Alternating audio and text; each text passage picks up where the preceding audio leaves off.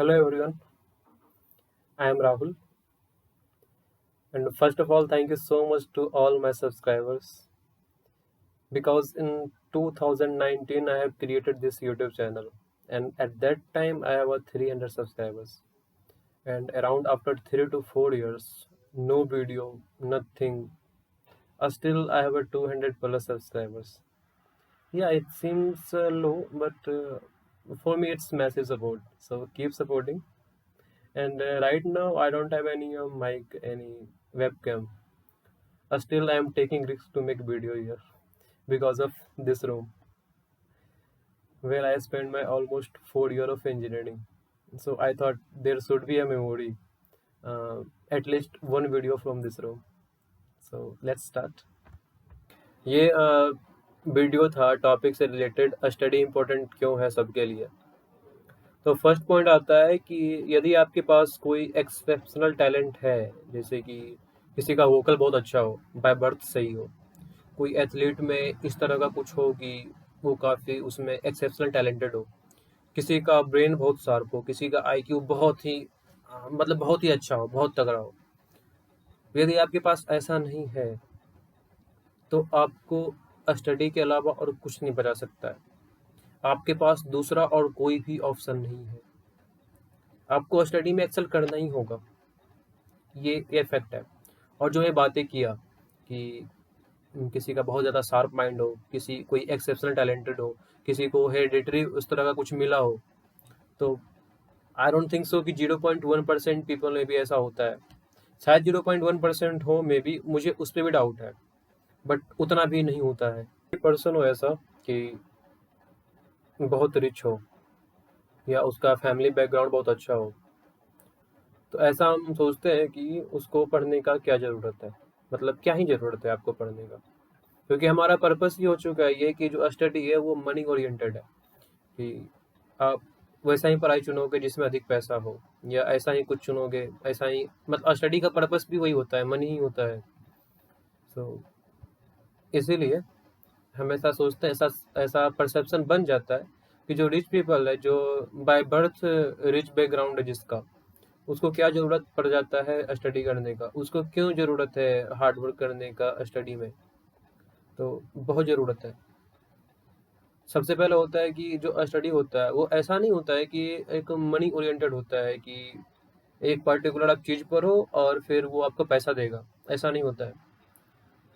Knowledge से होता है पर्सनालिटी डेवलपमेंट, नॉलेज से होता है इनलाइटमेंट, नॉलेज से होता है कि आप जब किसी चीज़ में बहुत ज़्यादा हार्ड वर्क करते हैं या स्टडी करते हैं तो आप में वो वैल्यू ऐड होता है। जैसे मैं एग्जांपल लूँ, कोई इंजीनियर है या कोई डॉक्टर है, तो वो एक अपने में एक वैल्यू ऐड कर रहा है, वो कुछ सीख रहा है, वो उसका जो एक, मतलब कह सकते हो उसको कि एक एबिलिटी, एक पर्सन का एबिलिटी, उसका सेल्फ डेवलपमेंट हो रहा है, वो खुद को डेवलप कर रहा है as a person.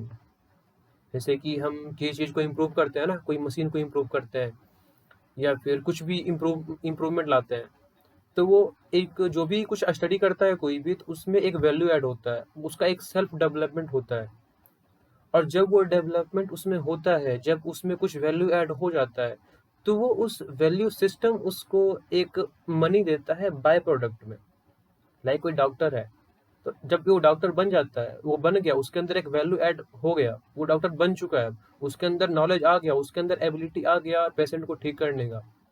So that is purpose of study. बस वहीं तक खत्म हो जाता है। स्टडी का पर्पस सिर्फ वहीं तक है, खुद को डेवलप करना, एज अ पर्सन खुद को डेवलप करना।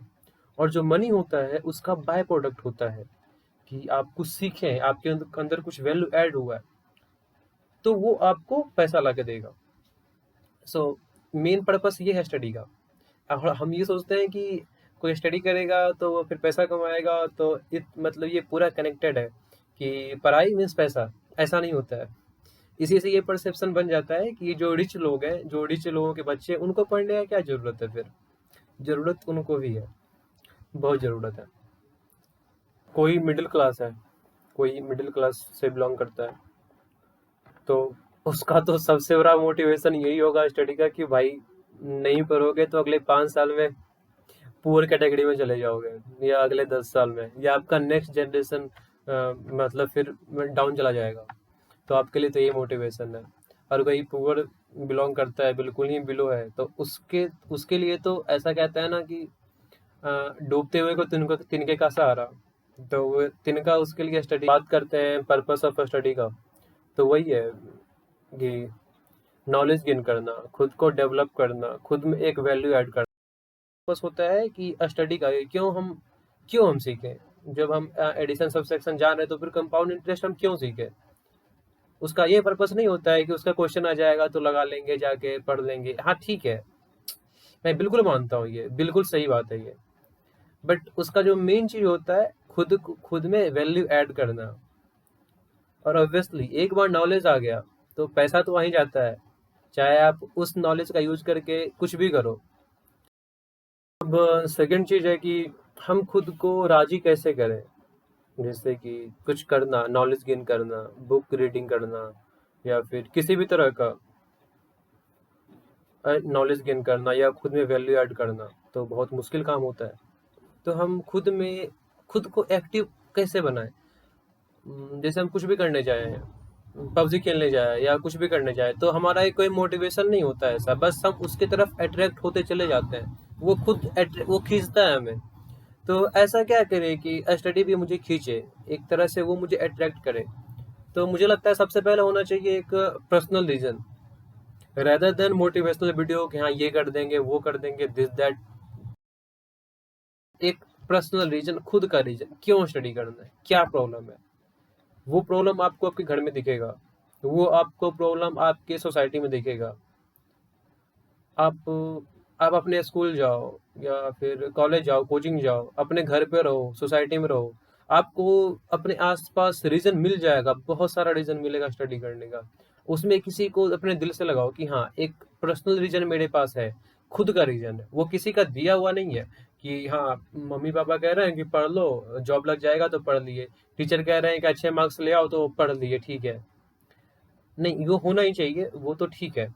बट एक पर्सनल रीजन होना चाहिए खुद का कि मुझे क्या करना है, या फिर मुझे क्या चेंज लाना है, मुझे खुद में क्या चेंज लाना है। जो अभी सिनारियो जो चल रहा है अभी हमारे साथ, जो मेरे सराउंडिंग में है, आखिर मैं उसको कैसे चेंज करूंगा। पर्सनल रीजन होना चाहिए। किसी को रिसर्चर बनना है, किसी को साइंटिस्ट बनना है कि हाँ मैं जब साइंटिस्ट बनूंगा तो फिर मुझे कुछ करना है, मुझे कुछ रिसर्च करना है। कोई किसी को होगा कि मुझे गवर्नमेंट जॉब में जाना है तो मुझे सोसाइटी को सर्व करना है, तो ऐसा कुछ होगा। किसी को बहुत, सबको अलग अलग हो सकता है। किसी को कुछ नहीं होगा तो शायद अपना फैमिली बैकग्राउंड ही सुधारना होगा कि हाँ ऐसा है। किसी का सोसाइटी में कुछ देख रहा है कि अरे यार यहाँ प्रॉब्लम हो रहा है, ऐसा है वैसा है, अ, गरीब लोगों को सताया जा रहा है, तो फिर वहां पे होगा कि चलो ठीक है, मैं ऑफिसर बनूंगा और मैं सब कुछ ठीक करूंगा। किसी को देश प्रेम हो तो शायद वो मिलिट्री में जाए, आर्मी में जाए। उसका एक पर्सनल रीजन होना चाहिए। आई थिंक एक खुद का रीजन होना चाहिए। और नहीं रीजन है बच्चों में तो ऑब्वियसली रीजन नहीं होता है, मतलब पेरेंट्स ही उनको मोटिवेट करते हैं धीरे धीरे। अदरवाइज जब वो बड़े होते हैं फिर जाके उनमें डेवलप होता है वो। बट आई थिंक यदि किसी के बचपन में ही उसका एक पर्सनल रीजन मिल जाए तो फिर उसको कोई मोटिवेशनल वीडियो या किसी चीज का जरूरत नहीं पड़ेगा, टीचर का भी जरूरत नहीं पड़ेगा कि कोई उसे बोले कि तुम स्टडी करो। अब आता है कि हम खुद को, मतलब जो हमारा स्टडी प्रोसेस है ऑब्वियसली बोरिंग होता है। इसमें ना कोई कुछ नहीं कह सकता कि स्टडी करना बोरिंग नहीं होता है, बहुत बोरिंग होता है वो। बट उसे फन कैसे बनाए हम उसे, एक तरह से एक प्ले टाइप कैसे बनाए उसको। उसको बनाने के लिए ना आपको थोड़ा सा बुकिश से अलग हटना पड़ेगा। मतलब आपका जो बुकिश चीज़ है उससे आपको अलग हटना पड़ेगा। जैसे आप साइंस में देखें, साइंस टेक्नोलॉजी में देखें, तो आप जो भी वहाँ पर होगे, चाहे आप 8 में हो, 9 में हो, 10 में हो, 11 12 जाते जाते तो सब कुछ दिमाग खुल जाता है, सब कुछ दिख जाता है साइंस वाले स्टूडेंट को। बट जो नॉर्मल पीछे क्लास में है उनके लिए भी वो ऑब्जर्व कर सकते हैं चीज़ों को कि अपने आसपास क्या है, कुछ साइंस का चीज़ है तो आसपास क्या चल रहा है, अच्छा ये चल रहा है, तो उसको हम रिलेट कर सकते हैं अपने स्टडी से। ओके, कोई कुछ पढ़ रहा हो, कोई सोशल साइंस पढ़ रहा हो, कोई ज्योग्राफी पढ़ रहा हो, तो वो अपने अराउंड, अपने सराउंडिंग में ऑब्जर्व कर सकता है। क्योंकि हम जो पढ़ते हैं आफ्टर ऑल जो हमारे आसपास चल रहा है वही चीज़ें पढ़ाया जाता है हमें कोर्स में भी। ऐसा कुछ बहुत अलग नहीं रहता है वो दूसरे दुनिया की चीज़ें, वो भी वही होता है जो हमारे आसपास घट रहा होता है। सो आई थिंक उसको उससे मतलब कहते हैं उसको मिलाने का ज़रूरत है कि हाँ, हम जो पढ़ रहे हैं उसका क्या इम्प्लीमेंटेशन है, एक क्या कहते हैं उसका सिग्निफिकेंस क्या है।